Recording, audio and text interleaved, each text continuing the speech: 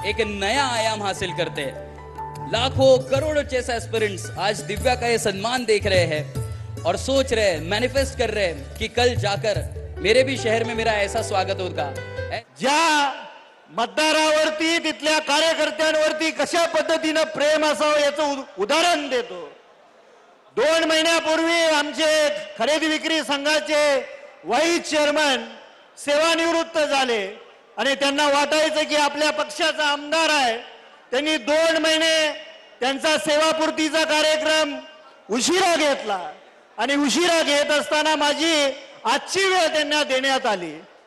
मला 2 दिवसापूर्वी समजलं की मी आजची वेळ वर्धापन दिनाच्या दिवशीची वेळ त्यांना त्या कार्यक्रमाला दिलेली आहे। काल निघत असताना मतदारसंघ सोडत असताना माझं धाडस झालं नाही त्या वाईस चेअरमन तुकाराम भुसनर सरांना फोन करायचं। धाडस करून फोन केला आणि त्यांची दिलगिरी व्यक्त केली की मी म्हणलं पक्षाचा कार्यकर्ता म्हणून मला त्या ठिकाणी जाणं गरजेचं आहे। मी तुम्हाला 2 महिन्यापूर्वी आजची वेळ दिली होती। किती प्रेम असावं, किती प्रेम करावं एखाद्या कार्यकर्त्याने आपल्या पक्षावरती आणि नेत्यावरती। तो वाईस चेअरमन होते, रिटायर झालेले होते, त्यांच्या डोळ्यात अश्रू होते। ज्या पद्धतीने स्वर्गीय आबासाहेबांनी सांगोला तालुक्यातल्या आणि मतदारसंघातल्या गोरगरीब जनतेसोबत नातं जोडलं, कुटुंब म्हणून त्यांना सांभाळलं, त्याच पद्धतीनं आपण जर भविष्य काळामध्ये आपल्या मतदारसंघातल्या गावातल्या पंचायत समिती जिल्हा परिषद मधल्या कार्यकर्त्यांवरती प्रेम केलं, त्या पद्धतीने नातं जोडलं तर निश्चितपणे भविष्यकाळ हा शेतकरी कामगार पक्षाचा या रायगड जिल्ह्यामध्ये दिसेल अशी मला खात्री आहे। मंचावर सर्व महाविकास आघाडीचे नेते मंडळी आहेत, मला तुम्हाला विनंती करायची आहे, मागच्या 78 वर्षामध्ये शेतकरी कामगार पक्षाने शिवशाहू फुले आंबेडकरांचा पुरोगामी विचार जपत असताना या राज्यामध्ये प्रत्येक पंचवार्षिकला शेकापने आपल्या उमेदवारांना विधानसभा आणि लोकसभेच्या निवडणुकीमध्ये मदत केलेली आहे। आज त्या विधानसभेच्या अधिवेशनाच्या काळामध्ये ज्यावेळेस मी उपस्थित असतो त्यावेळेस माझ्या मनात खंत आहे, या महाराष्ट्राचा संघर्ष योद्धा भाई जयंत पाटील, भाई बलराम पाटील विधान परिषदेमध्ये नाहीत। तुम्हा सर्वांना माझी विनंती आहे, मंचावरच्या सर्व पक्षाच्या नेते मंडळींना आहे, आता आपण निर्णय घेऊन पुढच्या येणाऱ्या विधान परिषदेच्या निवडणुकीमध्ये भाई जयंत पाटील साहेबांना विधान परिषदेमध्ये पाठवण्याची आपल्याला विनंती करतो।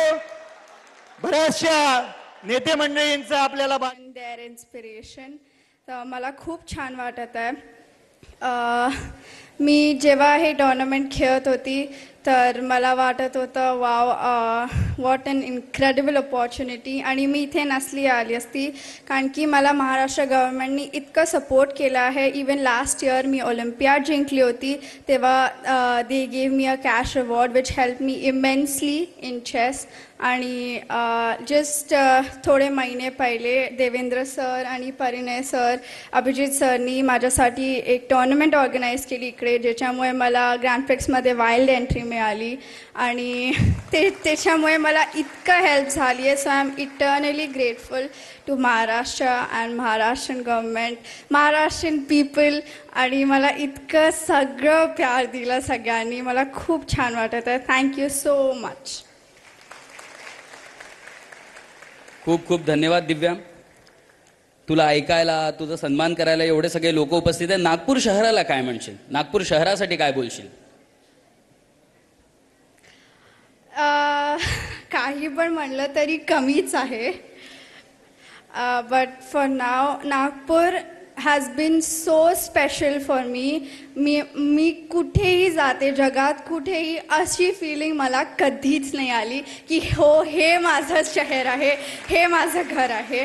So Nagpur, I am eternally grateful आणि thank you so much for everyone who came here and made me feel so special.